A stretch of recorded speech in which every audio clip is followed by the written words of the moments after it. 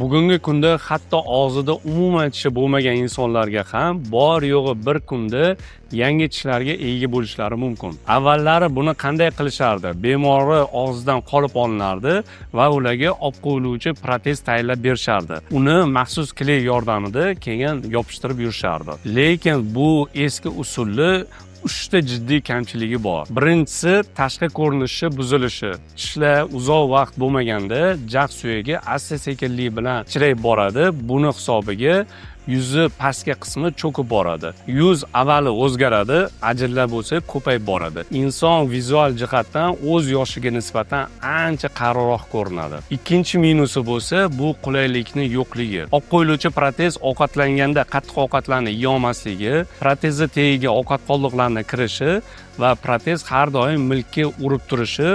Undan tashqari bemor gaplashganda protez har doim qimirlab gohida tushib ketishi mumkin bo'ladi. Uchinchi va eng yoqimsizi bu ovqat ta'mini bilmaslik. Olib qo'yiluvchi protez ayniqsa yuqori jag'da tanglikni butunlay yopadi.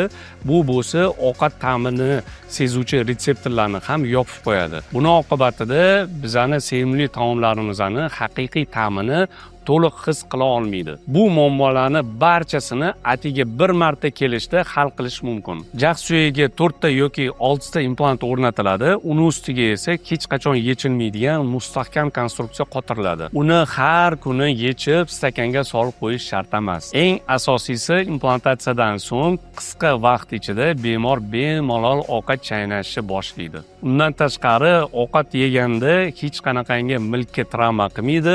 Bemalol suhbatlashganda bo'lsa, tishlari ularga xalaqit qilmaydi. Agar sizda ham shunaqa muammolar bo'lsa, ishonchli klinika izlayotgan bo'lsangiz, bemalol Smile Design klinikasiga murojaat qilishingiz mumkin.